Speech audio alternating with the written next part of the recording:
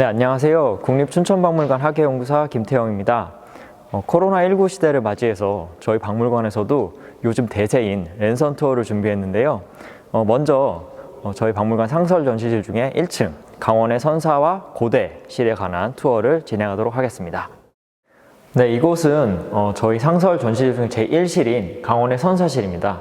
모든 박물관이 다 그렇지만 저희 박물관도 역시 구석기 시대부터 통사적으로 강원 지역 그리고 춘천 지역의 고대의 역사를 소개하고 있습니다. 인류의 진화 과정입니다.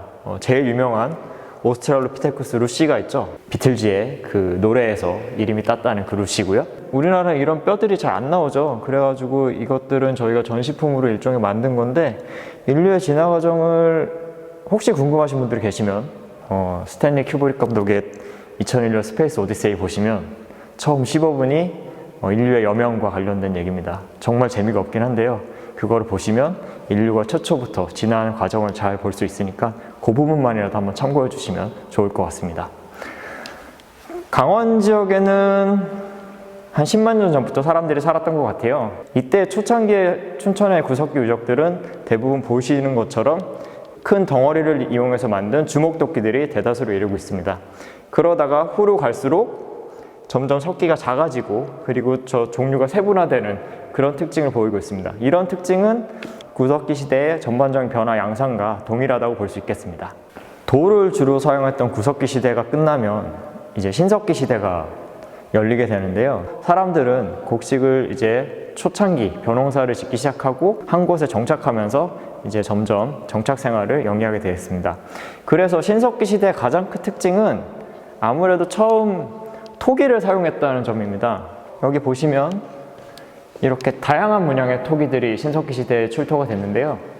멀리서 보시면 이 토기는 우리가 많이 배웠던 빗살무늬 토기 모양을 하고 있습니다. 빗살무늬 토기 모양인데, 또 가까이 가서 보시면 빗살무늬 외에도 신석기 시대에 출토된 다양한 토기의 문양을 함께 보실 수가 있습니다. 아울러 신석기 시대 사람들은 드디어 매장이라는 것을 알게 됩니다. 그래서 사람이 죽으면 무덤을 만들고 매장을 하게 되는데요. 춘천 교동동굴에서 만든 토기와 석제품들입니다. 인골들이 함께 발견됐는데요. 아마 이 동굴 안에 매장의 행위를 하면서 이것들을 같이 묻었던 걸로 추정이 됩니다. 이후에 청동기, 철기 시대를 거치면서 좀 더 다양한 방법으로 매장을 하게 되고요. 그러면서 무덤의 규모도 더 커지고 더 대형화되는 그런 경향을 보이고 있습니다. 신석기 시대가 끝나면 드디어 금속을 사용하게 됩니다. 금속 중에서도 청동, 구리와 주석을 혼합한 청동을 사용하게 되는데요. 청동기가 비록 사용이 됐지만 이때에도 주는 토기와 돌을 여전히 사용되었습니다. 신석기, 구석기에 비해서 석기의 종류가 좀 더 다양해지고 여러 용도, 특히 농경을 하게 되면서 수확하는 용도의 석기가 제작이 되고, 간혹가다 이렇게 도구가 전문화가 되고 일부는 재활용되는 특성을 보이기도 합니다. 청동기는 여기 보시다시피 이런 것들은 주로 잉여 농산물이 나오면서 권력이 생기게 되고, 그래서 그 권력자들을 위한 권위의 상징으로 제작된 걸로 추정됩니다. 여기 보시면 재밌는 게 하나 있는데요. 정선 아우라지 유적에서 화살촉과 화살대가 거의 온전한 상태로 발견이 됐습니다. 화살촉이 났다는 것은 이때 이미 인류가 사냥을 시작하고, 또 한편으로는 이제 전쟁이 종종 벌어지기 시작하고 부족과 부족 사이에 갈등이 생겨났다는 것을 알 수가 있겠습니다. 청동기 시대 사람들도 무덤을 만들게 됐는데요. 다들 아시다시피 청동기 시대의 대표적인 무덤은 고인돌입니다. 강원도 지역에서도 고인돌이 심심치 않게 발견되고 있습니다. 그 고인돌에서 나온 유물들입니다. 청동기로 만든 부속구, 그리고 마제 석검, 돌로 만든 화살촉들, 이런 것들이 다양하게 출토가 되었고요. 한편으로는 이렇게 작은 옥을 이용한 부장품들, 그리고 붉은색으로 붉은 칠을 한 붉은 토기 등이 같이 확인이 됐습니다. 네, 아까도 계속 토기를 보셨는데요. 신석기 시대에 처음 토기가 만들어진 이후로 청동기 철기를 거치면서 토기는 점점 단단해지고 다양하게 됩니다. 지금 보시는 토기들은요, 춘천의 가장 대표적인 유적인 중도 유적에서 나온 토기들인데요. 사실은 이런 토기들의 형태는 1960년대 풍납토성 발굴에서 먼저 나왔지만 80년대 국립박물관에서 중도 유적을 발굴하게 되면서 중도식 토기로 명명이 되게 됐습니다. 여기서도 보시면 아시겠지만 저렇게 작은 것부터 저 뒤에 가장 큰 대형 항아리까지 그렇게 보이고 있고요.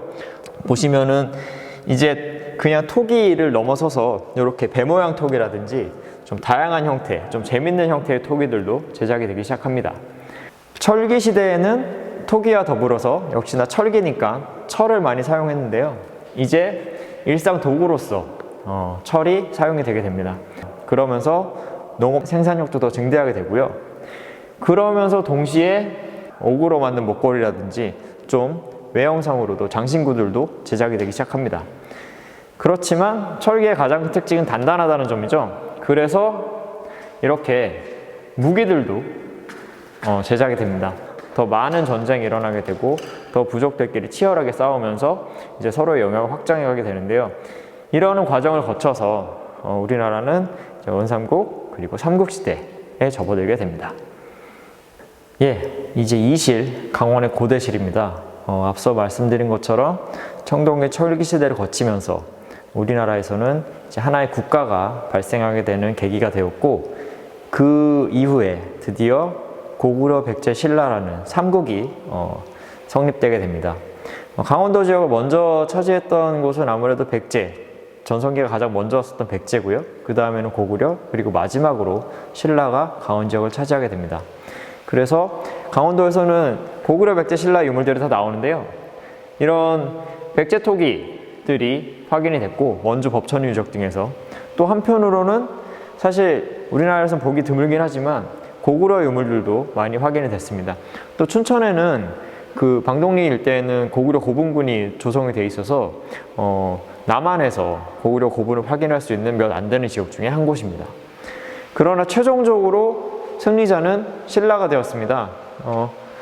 경주를 중심으로 발전한 신라는 이제 삼국 중에는 가장 전성기가 늦게 왔는데요. 한강 유역을 차지하게 되면서 이제 신라는 본격적으로 한 번 더 중부를 진출하게 되고 강원도 지역까지 세력을 뻗치게 됩니다.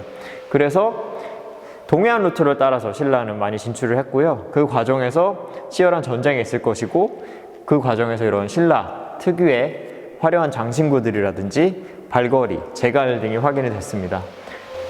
강원도에서도 아마 경주박물관이나 김해박물관 가시면 많이 보이시겠지만 이런 신라 토기들, 구멍이 뚫려있는 고배들이 많이 발견이 됩니다.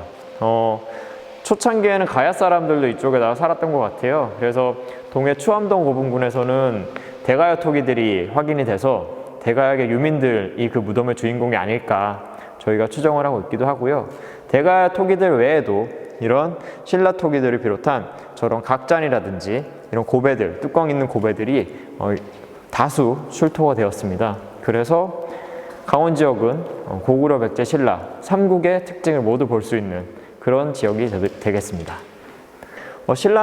통일신라는 이제 전국의 행정체계를 구주오서경으로 정비를 합니다. 그래서 강원의 영동과 영서 지역은 명주와 삭주로 명명을 해서 통치를 했고요. 그 중에서도 원주 지역을 중요 거점으로 해서 북원소경을 설치하게 되었습니다. 통일신라 하대에는 선종이라는 새로운 불교 종파가 개창하게 되는데요. 특히 9개의 선문이 개창하게 됩니다. 그래서 강원도에는 2개의 선문이 개창하는데요. 굴산사파와 그리고 흥령선원파, 그렇게 2개의 선종 종파가 개창을 하게 됩니다. 그러면서 오대산을 비롯한 강원의 명산과 그리고 이런 2개의 선종 사찰을 중심으로 하여 불교 문화가 더욱 발달하게 됩니다. 영서 지역은 아까도 말씀드렸지만 삭주라는 이름으로 통치가 되었고요. 그러면서 영서와 영동, 삭주와 명주에 이제 자꾸 신라와 관련된 유물들이 발견되는데, 이렇게 은입사로 화려하게 장식한 호등이 발견이 되기도 했고요. 그리고 기와 건물지가 많았던 것처럼 보여요. 그래서 좀 더 많은 다양한 형태의 기와와 막새들이 확인이 됩니다. 원주는 통일신라 시대에 이쪽의 중심지였습니다. 그래서 북원경이라는 표현으로 통치를 했는데, 원주 방곡동 유적에서 통일시대 유적들이 많이 출토가 돼서 강릉, 춘천과 더불어서 그 시절부터 강원도 지역의 중심 거점으로 활용되었음을 알 수가 있습니다. 지금 태백산맥 동쪽, 그러니까 영동 쪽은 이제 저기 명주라고 불렸는데요. 강릉이 중심이 되죠. 여기 재밌는 것이 안압지에서 출토된 목간인데요. 일종의 택배 송장입니다. 고성 젓갈, 고성에서 만든 젓갈을 경주로 보냈다는 일종의 택배 송장 같은 건데요. 이것들이 경주 안압지에서 발견이 돼서 활발하게 교역을 했음을 확인할 수 있었습니다. 통일신라 강원도 지역에서는 선문이 개창하게 되는데요. 영월의 흥령선원지, 그리고 강릉 굴산사의 굴산사파 해서 이런 다양한, 특히 선종에서 2개의 종파가 개창하게 됩니다. 보물 1871호로 지정된 염거화상 탑지, 동판 탑지가 저희 박물관에 소장이 되어 있고요. 아울러서 여기서 보시면 다양한 불상과 조각들이, 그리고 불교 관련된 연화문 수막새라든지 안막새 이런 것들이 확인이 되고 있습니다. 이쪽을 보시면 통일신라 시대의 대표적인 부처와 보살들을 모인 건데요. 대자라든지 이런 것들, 그리고 옷의 형태, 그런 것들, 가사의 형태들을 봤을 때 전형적인 통일신라, 균형미가 맞는 통일신라의 불상으로 널리 알려져 있고요. 이 장은 사실은 많이 뒤를 못 보셨을 텐데 뒤에 보시면 불상을 어떻게 만들었는지도, 구멍이 뚫려 있는데 이렇게 불상을 어떻게 만들었는지도 잘 볼 수 있게 저희가 준비를 해놨습니다. 약간 아픈 역사가 있는 종입니다. 양양의 설림원 터에서 발견된 종인데요. 통일신라 애장왕 때 제작된 걸로 추정이 됩니다. 안에 명문을 보면 안에 보시면 명문도 남아 있고요. 근데 이 종이 사실은 800년대에 제작이 돼서 1000년 넘게 원형을 유지해 왔다가 6.25 때 절이 폭격을 당하면서 이렇게 완전히 파손이 됐습니다. 흔적도 없이 깨지고 녹아내리고 해서 급히 이후에 그 일부만 저희가 수습해서 박물관에서 보관을 하고 있고요. 이 형태를 보고 저희가 똑같이 원형을 복원한 것입니다.